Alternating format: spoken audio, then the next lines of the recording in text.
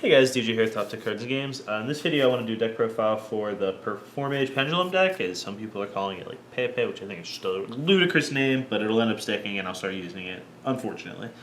Anyway, let's just get into the deck list. First up, we have 2 copies of Archfiend Eccentric. Just to be totally open with you guys, I split back and forth between 2 and 3 all the time. I'll talk about the slot that sometimes is a 3rd Eccentric. And the reason for that and why I think this card is so good, and this is really in contrast with something I normally say, because I actually hate Mystical Space Typhoon variants. Hate them. Always have, probably always will. The difference for this card is that it is not only also an Exiled Force, which is a lot of utility, but it's also just inherently a combo card in Pendulum-based decks. Since it's a high scale on top of everything else, this card is actually super versatile. Even if I don't want a Typhoon, I can go, well, at least this card's my high scale. The downside of that is that means Luster Pendulum's not your high scale, which is actually what you want. And that also means that you're not leaving Plushfire in your high scale, which if you don't have Luster Pendulum, you would at least rather make yourself safe to Wavering Eyes.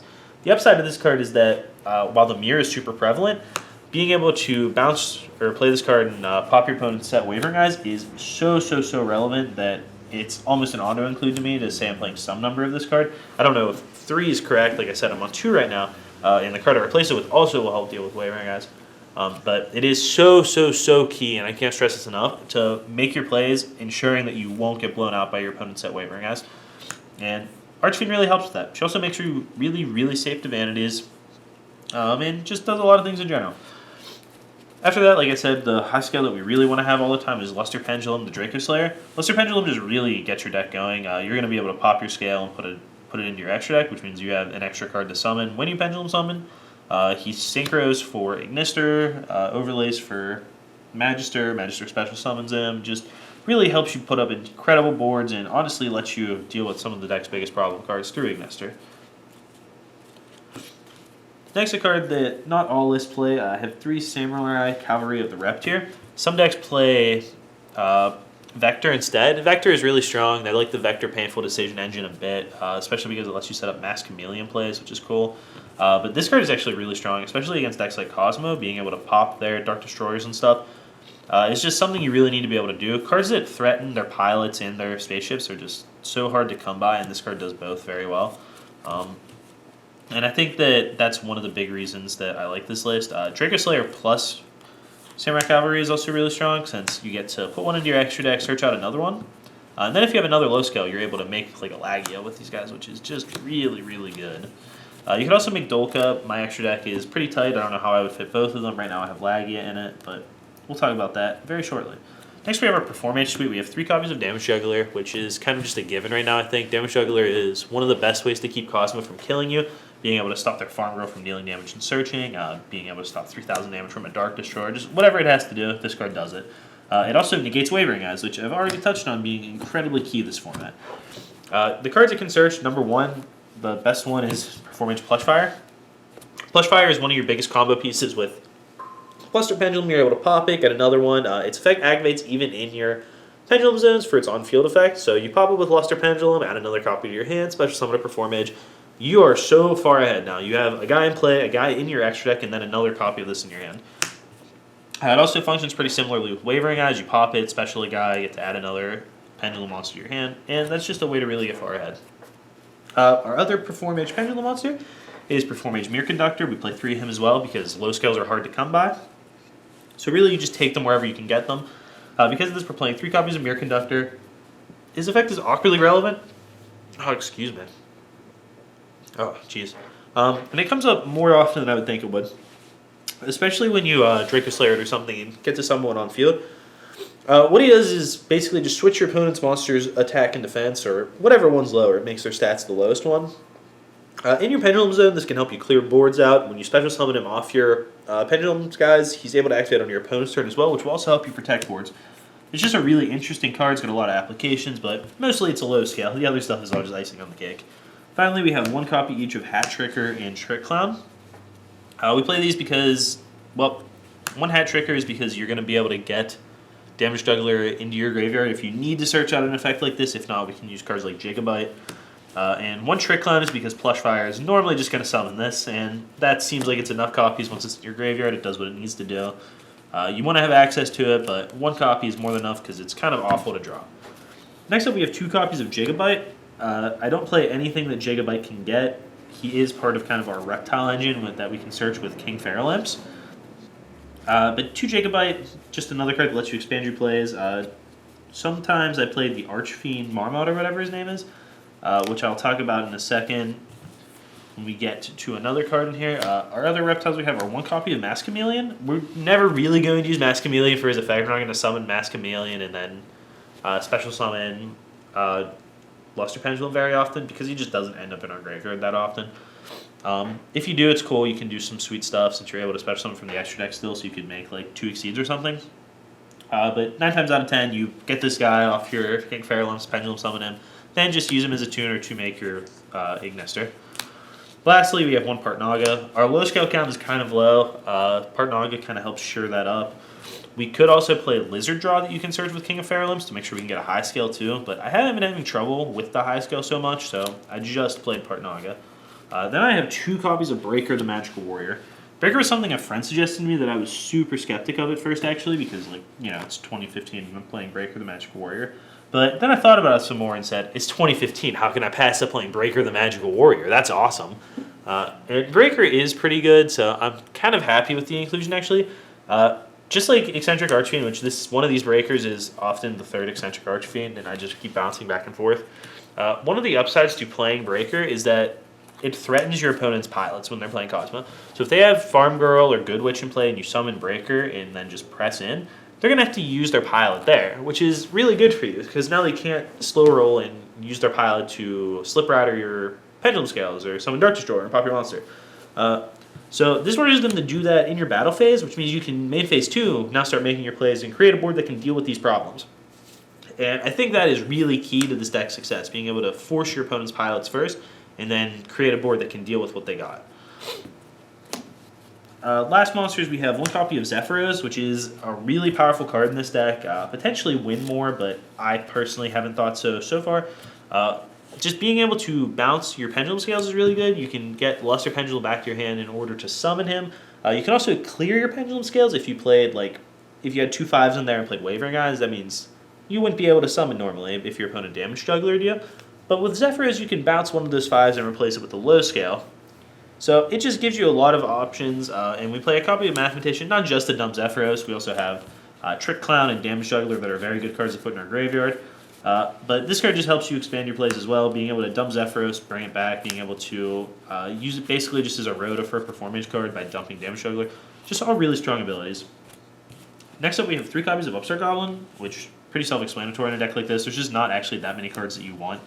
So we want to make sure we get the good ones when we can. 3 copies of Wavering Eyes. Wavering Eyes at 3 is, I mean, it's a combo card that can be really strong in the right hands, but honestly it's kind of a concession to how prevalent the Performage deck is in our local meta, actually. There's just so much of it that it's kind of important to be able to have an answer to it and be able to fight against it well. So you want to make sure that when your opponent tries to Pendulum up, you can clear their scales as well. And I've mentioned so many times in the video how key it is to break your opponent's Wavering Eyes first before you make your play. So I think I don't really need to do much more to stress how key this card is. Next up, we have 2 copies of Instant Fusion. This is another card that I bounce back and forth on a lot. Sometimes I have 2 Instant Fusions, and sometimes I have 1 Archfiend Eater of Nefariousness. And the reason for this is that our second Instant Fusion is just basically always brick. There's no way for me to fit 2 Nodens into my extra deck in the first place. So the question becomes, is it worth the extra power level that Instant Fusion has? Like, I want to draw Instant Fusion. I definitely want to draw 1 copy of Instant Fusion, but that's it. I want to draw 1 copy. Even if I play 2 nodes, having 2 in my hand is still a brick for the turn. I'm still -1 that turn. And it raises the question of, well, Instant Fusion plus Nefariousness is a hand that provides way more access to plays, and that's okay with me. Like, I definitely want to keep playing, want to do more powerful things. The utility Archfiend brings in my graveyard is small but relevant, and, you know, that just creates a question of, is it worth having more potential breaks for the higher power level? I go back and forth a lot, honestly. I'm not really sure what the correct answer is. Some days I think that the correct answer is actually to play 0 Instant Fusions and get an extra deck slot, because the extra deck is incredibly tight, and gaining 1 more spot in there could be really strong.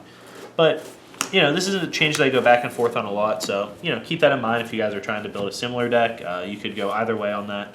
Same with the Archfiend Eccentrics.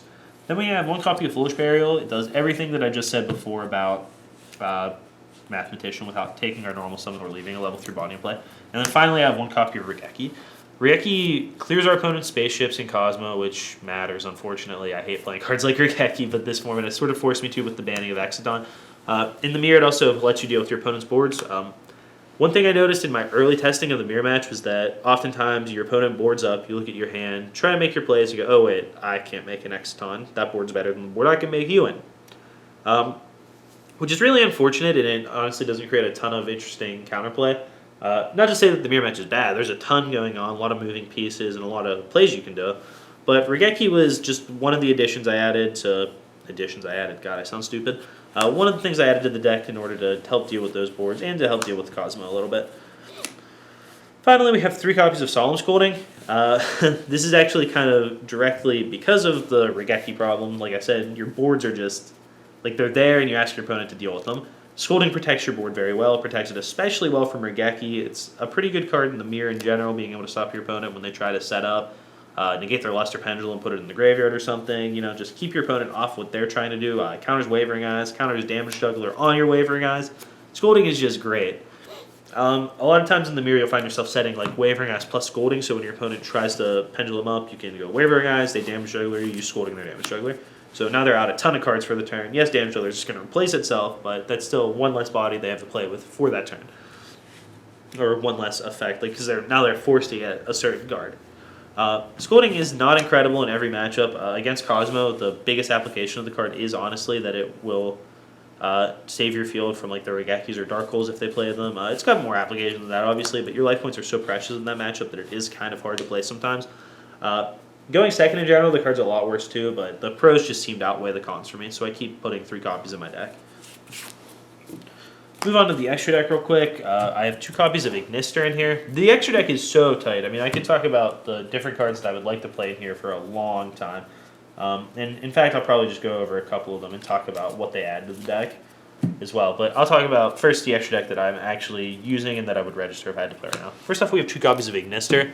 This is because the first copy is often used just to extend my plays, like just put a 2800 guy on and then special summon an extra Luster Pendulum. It creates more must-answer threats on my field. And the second copy is actually pretty easy to use on turns where you would kill your opponent, but it's actually important to not waste them both. You don't want to use them both and then leave yourself without a way to kill untargetable monsters. It is very important to know that this guy does not target, so we can remove, or not remove rather, but shuffle in our opponent's Dark Destroyers and stuff with this card. And that is extremely strong. We have 1 copy of Magister also. Magister is a much less good Draco Slayer card than Ignister, but, you know, we deal with it. Magister lets us get another Pendulum Scale at the end of the turn, which means we're kind of protecting ourselves from our opponent clearing our scales. Yes, they will have the information of which one we added, but hopefully we also managed to get a Damage Juggler into our graveyard at some point, or we're holding another scale. Various different things we can do, but this guy's going to search us another Pendulum Scale at the end of our turn to protect ourselves for the next turn, as well as summoning a Draco Slayer from our extra deck, which will probably just sit there as a meat wall a lot of the time, since it's kind of hard to make plays with Luster Pendulums. It's the one special by Ignister can't Synchro Summon, and the one special by Magister can't Exceed. One of the big things when you're killing your opponent, though, is you often go Ignister, Magister, get a guy into Ignister, and just fill your board up with 1,000,000 damage. Next up, we have 1 copy of Gaga Cowboy. Cowboy just helps us end games. You know, the 800 damage, I've said this before, it's pretty good. Like, the existence of Cowboy forces your opponent to start, or rather, to pay attention to their life points, and make sometimes suboptimal plays that will keep them above 800.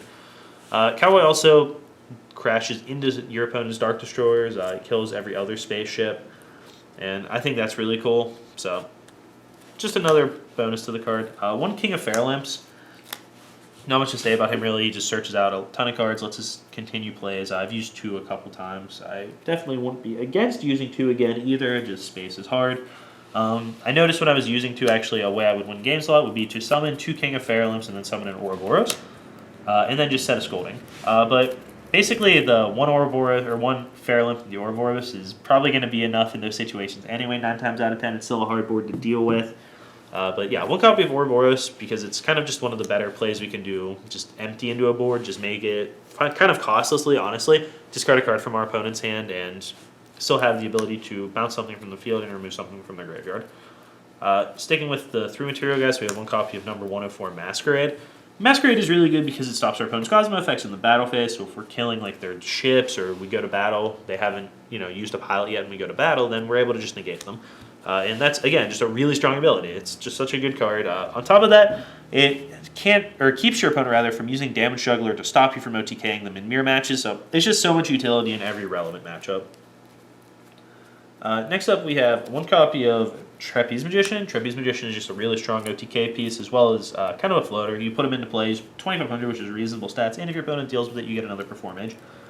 Then for kind of some stun type exceeds, we have an Abyss Dweller and a Rhapsody. Abyss Dweller is really good against Cosmo, again, to stop ships. Rhapsody is really good against the mirror match, where Dweller is also good, so sometimes this is 2 Dwellers.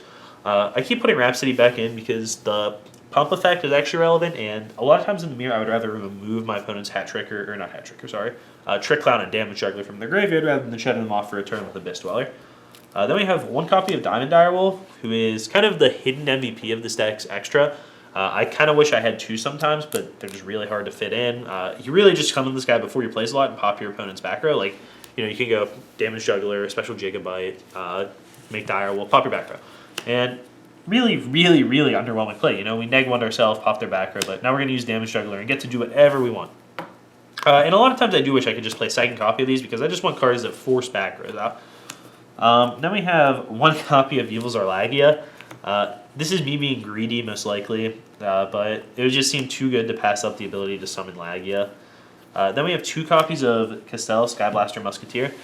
Castel is just an incredibly good extra deck card right now. It shuffles away Cosmo Talent, shuffles away your opponent's Pendulum Scale, shuffles away cards like Slip Rider, which is a ship that your opponent actually going to summon against you a lot to break your scales, and it shuffles it away without them getting any more value from it, which is really good. Castel has just been really strong all around. There is not a necessity to play 2, but I keep putting the second one in over specifically Honor Arc. Honor Arc is the card that it's kind of in direct competition with because you can Honor Arc your opponent's Slip Rider as well. If I played Emptiness, I would play the Honor Arc 100 times out of 100, but without a copy of Vanities in my main board, I can't really justify giving up the extra utility Castel offers. And then finally, one copy of Elder Entity Norden, just to go with our Institution and really create some power plays. Other cards that I've talked about putting in my extra deck, first thing that I don't have in the stack right here is the other King of Fairlamps, just to give us more power, just put more on the board, make our boards harder to deal with. Then Diamond Crab is another card I would consider. It's the easiest way to kill your opponent with just 2 exceeds, because Trapeze Magician plus Diamond Crab is basically just game. Your opponent has to have a decent board to survive that already, or just anything on board, I guess. But you're going to be able to make more plays than that normally. So 8,500 damage between those 2 cards is really good. One copy of Augusto Emerald has been considered a bunch.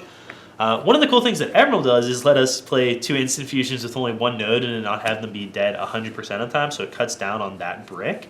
But what it doesn't do is ever really extend your plays. It would be interesting if I played Vector, because this could serve a similar purpose as King of Fairlamps in that it just puts an extra body onto the table.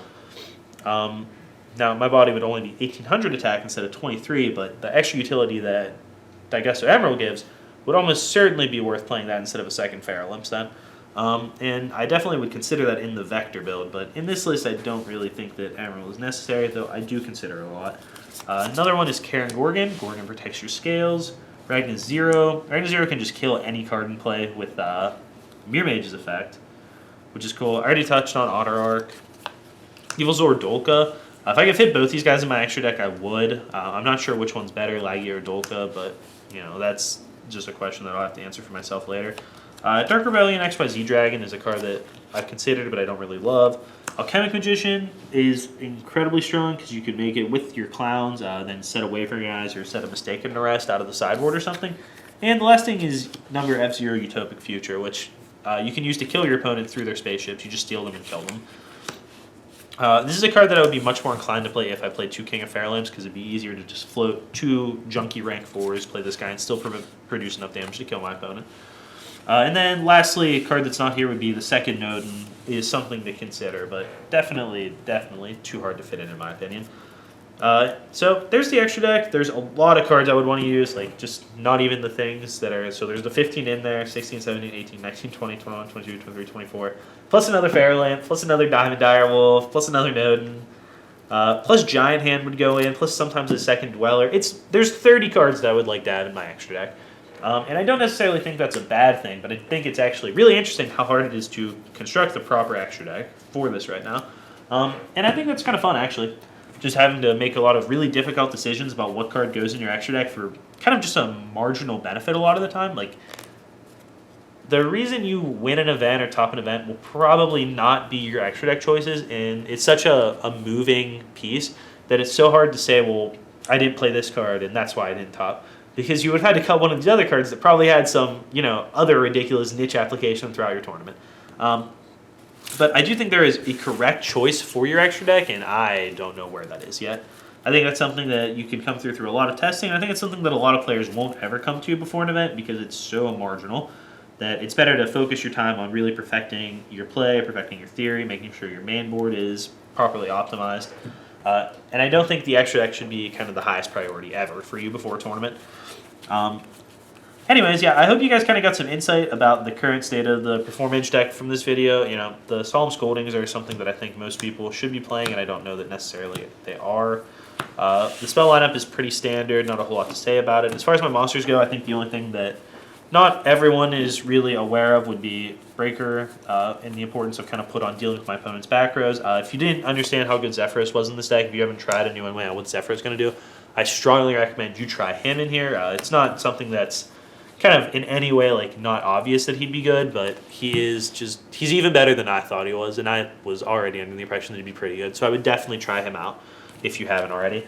But that's all I have to say about this deck. Honestly, I said a lot more than I thought I really had to, or thought I would.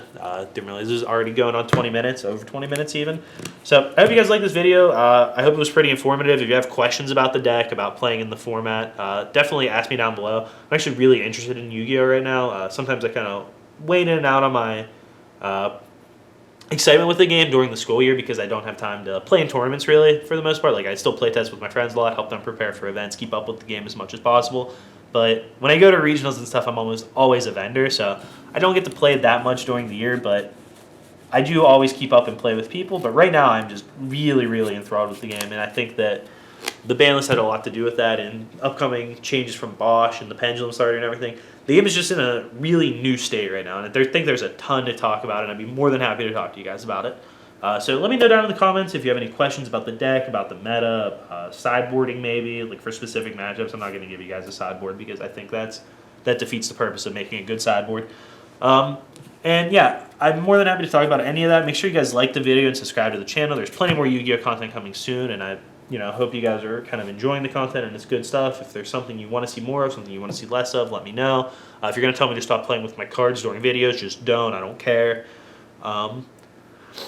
And other than that, yeah, just make sure you guys subscribe to the channel, like the video. Check us out on Facebook if you're from the area. We have Yu-Gi-Oh! Tournaments every Wednesday night. We've been doing that on Fridays recently and every Sunday in the afternoon.